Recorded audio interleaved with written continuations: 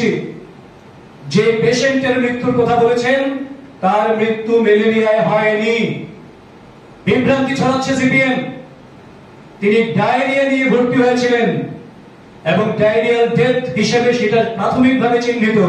তারপরেও একটা ডেথ কেসও যাতে না হয়, হেলথ থেকে শুরু করে যে কোনো সেক্টরে কোনো ত্রুটি যাতে না থাকে, তার জন্য রাজ্য সরকার অলরেডি সেই টিম পাঠিয়েছেন সেই অঞ্চলে ইনভেস্টিগেশন করার জন্য, যে প্রকৃত কি কি বিষয় হয়েছিল সমস্ত রিপোর্ট চেয়েছেন। এবং রাজ্য সরকার প্রত্যেকের স্বাস্থ্য বিষয়ে এতটা সচেতন, তার জন্যই প্রতিটি জেলা হাসপাতাল থেকে মহকুমা হাসপাতাল থেকে শুরু করে রুরাল হসপিটাল সমস্ত জায়গায় হেলথ ইনফ্রাস্ট্রাকচারকে ঢেলে সাজানো হয়েছে। এবং এই হেলথ ইনফ্রাস্ট্রাকচার যে জায়গায় পৌঁছেছে, আগামী কয়েক বছরের পরে ত্রিপুরার মানুষকে আর উন্নত চিকিৎসার জন্য বহিরাজ্যে ছুটতে হবে না, যেটা আপনারা বাধ্য করেছিলেন রাজ্যের মানুষকে ভালো চিকিৎসা পরিষেবা নেওয়ার জন্য বহিরাজ্যে যেতে হবে, তার জন্য বাধ্য করেছিলেন, কারণ আপনাদের সেখানেও কমিশন বাণিজ্য ছিল। তারপর আইন শৃঙ্খলা নিয়ে কথা বলছেন, ভারতরত্ন ক্লাবের সম্প্রতি সংঘটিত হওয়া ঘটনা নিয়ে। আপনাদের দায়িত্ব নিয়ে বলছি, রাজ্য প্রশাসন থেকে পরিষ্কার বলা হয়েছে একটি ঘটনাও যা আইন শৃঙ্খলা বিঘ্ন করতে পারে, যদি কোনোভাবে সংঘটিত হয়েও যায়, কাউকে তার পেছনে যারা যুক্ত রয়েছেন কাউকে ছাড়া হবে না। এবং অতি দ্রুততার সঙ্গে তৎপরতার সঙ্গে পুলিশ প্রশাসন রাজ্য প্রশাসন সেই কাজটাকে হাতে নিয়েছে, যার জন্য একের পর এক গ্রেফতার হওয়া, তাদেরকে আদালতে সোপর্দ করা এবং সর্বশেষ যাকে বাইরে থেকে গ্রেফতার করে দুজনকে নিয়ে আসা হয়েছে সেই সম্পর্কে আপনারা বিস্তারিত জানেন।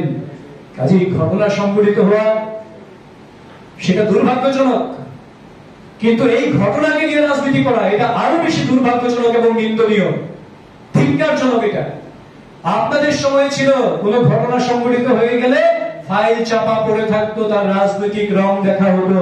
এটা ভারতীয় জনতা পার্টি ত্রিপুরার সরকার, যার কোন রং দেখবে না, কোন ক্রিমিনাল সেখান থেকে পার পাবে না।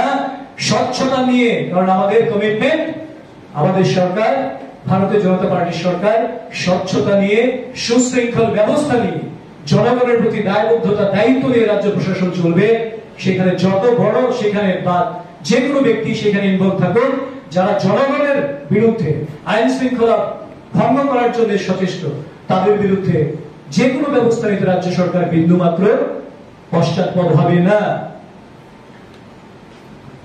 মানিক দে মহোদয়, প্রাক্তন ট্রান্সপোর্ট মিনিস্টার, তিনি বললেন গত 6 বছরে নাকি রেলি কোনো কিছু হয়নি। এটাকে বলার মতন, এর বিরুদ্ধে কথা বলার মতন আমার মনে হয় এটা আমার রুচিতে বাধে। রাজ্যবাসী এটাকে পাগলের প্রলাপ বলেই বিবেচনা করবেন আমার মনে হয়, কারণ গত 2018 সাল থেকে 24 সাল 6 বছরে রেলে কিচ্ছু হয়নি, রেল যোগাযোগের কোনো অগ্রগতি হয়নি। এটা যে কি বলতে পারেন তাকে রাজ্যবাসী জিজ্ঞেস করবেন। আরেকটা বিষয়, অধ্যক্ষ নিয়ে মাননীয় রাজ্য সম্পাদক জিতেন চৌধুরী বললেন যে বর্তমান অধ্যক্ষ বিধানসভার মাননীয় বিশ্ববন্ধু সেন মহোদয় যখন বিরোধী দলে ছিলেন তখন বারবার বলেছেন যে একটা রেল ডিভিশন ধর্মনগরে করার জন্য, এখন কেন হচ্ছে না এই প্রসঙ্গে তিনি বললেন স্পিকারকে যে সবাইকে নির্দেশ দেওয়ার জন্য, এইটা করার জন্য, যাতে রুলিং দেওয়ার জন্য, যাতে দিল্লি গিয়ে তারা এটাকে নিয়ে ধর্ণা দেন ইত্যাদি ইত্যাদি। একজন দায়িত্বশীল রাজনৈতিক ব্যক্তিত্ব হিসেবে তিনিও সাংসদ ছিলেন, সংবিধান বিরোধী কথা তিনি বলতে পারেন না। বিধানসভার অধ্যক্ষ কি রুলিং দেবেন সেটা বিধানসভায় আলোচনা হবে, সাংবাদিক সম্মেলন থেকে সেই কথা তিনি বলতে পারেন না। এটা তীব্র সংবিধান বিরোধী। এটা প্রমাণ করে যে গণতন্ত্রের উপর তাদের কোনো আস্থা নেই। তারা থাকলে হয়তো সেই ধরনের রুলিং দিয়ে দিতেন, এটাতে তারা অভ্যস্ত হতে পারেন। কিন্তু ভারতীয় জনতা পার্টির সরকার যেহেতু সংবিধানে বিশ্বাস করেন, আইনের শাসনে বিশ্বাস করে, কাজেই এই ধরনের বক্তব্যের তীব্র নিন্দা এবং আপত্তি জানায় ভারতীয় জনতা পার্টির সরকার। আরেকটা বিষয় তিনি দৃষ্টি আকর্ষণ করেছেন, একটা সাম্প্রতিক একটা দুর্ঘটনা, দেবরাজ দেববর্মা, বলা হচ্ছিল কোঅপারেটিভ ব্যাংকের, স্টেট কোঅপারেটিভ ব্যাংকের পরীক্ষা দিতে গিয়ে তিনি প্রাণ হারিয়েছেন দুর্ঘটনায়। অত্যন্ত দুর্ভাগ্যজনক ঘটনা, আমরা দুঃখ প্রকাশ করছি। কিন্তু তার সঙ্গে তিনি যে দাবিগুলি করেছেন, যা ঘটনার সঙ্গে সঙ্গতিপূর্ণ নয়, তার জন্য এই ঘটনা দুর্ভাগ্যজনক, দুঃখজনক হওয়ার পরেও সত্যটাকে প্রকাশ করা আমাদের দায়িত্ব। দেবরাজ দেববর্মা ক্যান্ডিডেট ছিলেন না।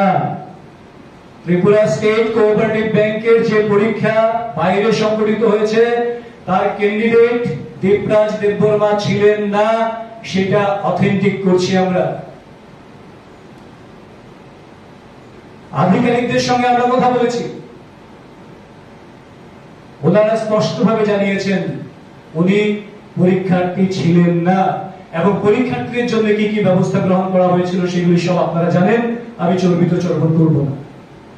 কিন্তু এটা পরিষ্কার করলাম, এবং সেই সঙ্গে এটাও বলছি যে 5 জন সেই দুর্ঘটনায় আহত হয়েছেন যারা পরীক্ষার্থী ছিলেন, তাদের জন্য সরকার থেকে, স্টেট কোঅপারেটিভ ব্যাংক থেকে আধিকারিকদের পাঠিয়ে তাদের চিকিৎসার প্রাথমিক ব্যয়ভার সমস্ত কিছু